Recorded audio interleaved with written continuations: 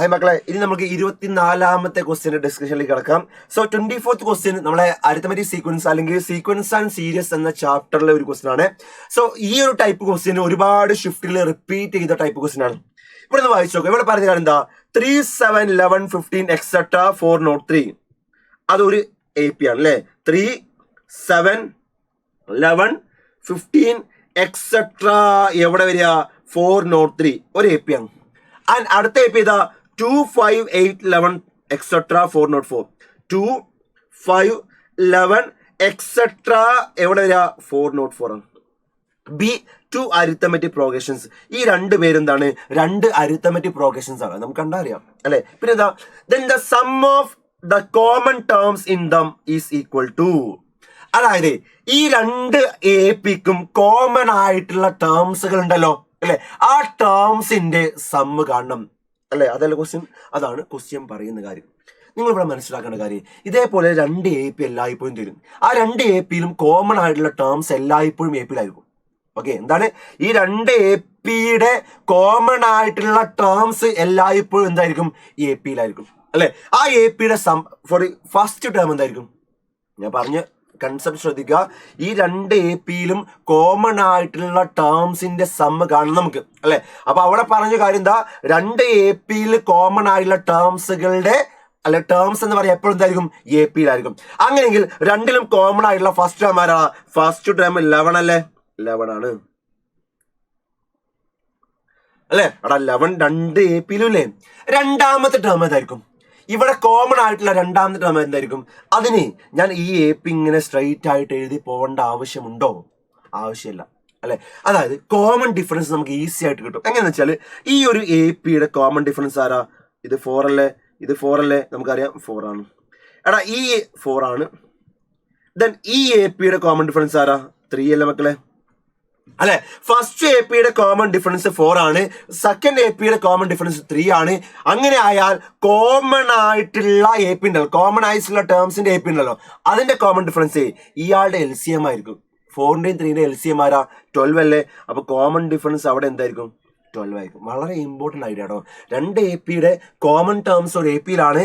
അതിന്റെ common difference എന്ന് പറഞ്ഞാൽ ഫസ്റ്റ് എ പിയുടെ ഡിയും സെക്കൻഡ് എ പിയുടെ ഡിയും നോക്കിയിട്ട് അതിന്റെ എൽ സി എം ആയിരിക്കും. ഓക്കെ, അപ്പൊ ഡി എന്താ ഇവിടെ? 12 ആണ്. അപ്പൊ അടുത്ത ടേം എന്തായിരിക്കും? 23 ആയിരിക്കും അല്ലെ. പിന്നെ 35 ആയിരിക്കും എക്സെട്ര അല്ലെ. ഇത് ആക്ച്വലി ചെറിയൊരു എ പി ആയതുകൊണ്ട് ഞാൻ ടേം എഴുതുമ്പോൾ തന്നെ എനിക്ക് കിട്ടും അല്ലെ. പക്ഷെ അങ്ങനെ ചെയ്യേണ്ട ആവശ്യമില്ല.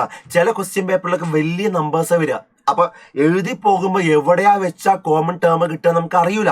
ഇത് ചെറിയ എ പി ആയതുകൊണ്ട് പെട്ടെന്ന് കിട്ടും. ഓക്കെ, അങ്ങനെ എല്ലാ ക്വസ്റ്റ്യനും കിട്ടണമെന്നില്ല. അതുകൊണ്ടാണ് ഞാൻ ഈ മെത്തേഡ് അവിടെ പറഞ്ഞത്. ഓക്കെ, അപ്പൊ ക്ലിയർ ആണെന്ന് വിചാരിക്കുന്നു.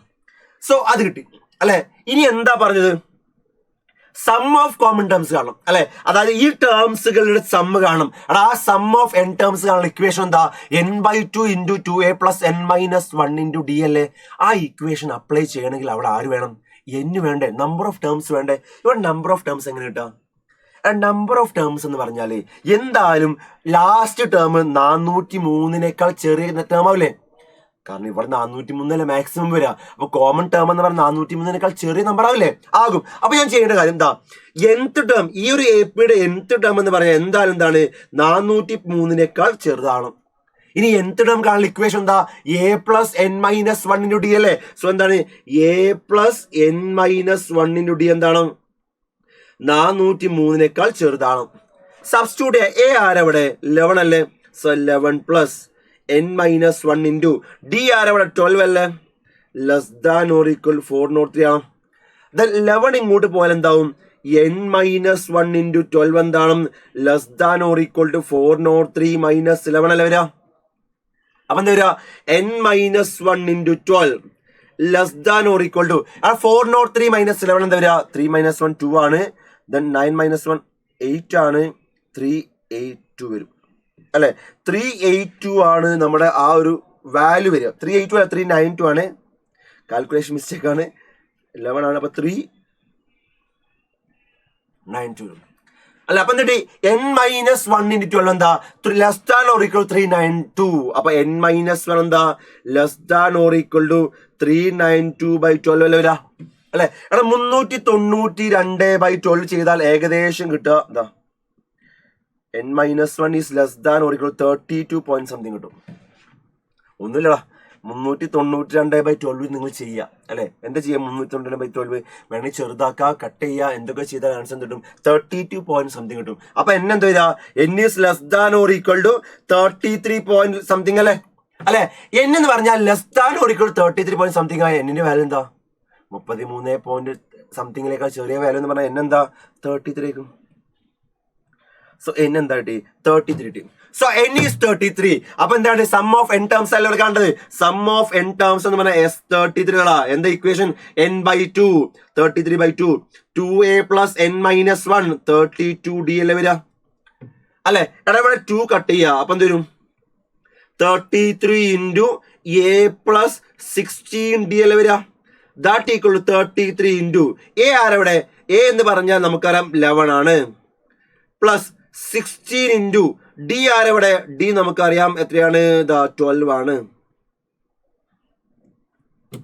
ഓക്കെ, സോ ആൻസർ എന്താ? 33 × 11 + 16 × 12 അത് വരും 33 × 11 + 16 × 12 എന്താ? 192 ആണ് അല്ലെ. അപ്പൊ എന്ത് വരും? 33 × ഇത് 192 203. So 33 × 203. So 33 × 203. അപ്പൊ എന്താ? 33 × 203 ചെയ്യാം. 906 906 9966 അല്ലെ. അപ്പൊ എന്താ? 6699 ആണ് question answer.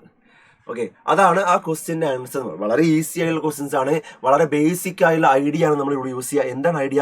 2 AP common terms എന്ന് പറഞ്ഞാൽ അതും AP-യിലായിരിക്കും. ആ AP ഫസ്റ്റ് ടേം നമുക്ക് ബൈ ഇൻസ്പെക്ഷൻ കണ്ടുപിടിക്കണം അല്ലെ. പക്ഷെ കോമൺ ഡിഫറൻസോ ആ 2 AP കോമൺ ഡിഫറൻസിന്റെ LCM ആയിരിക്കും. അതാണ് ഇവിടെ ഞാൻ യൂസ് ചെയ്ത ഐഡിയ.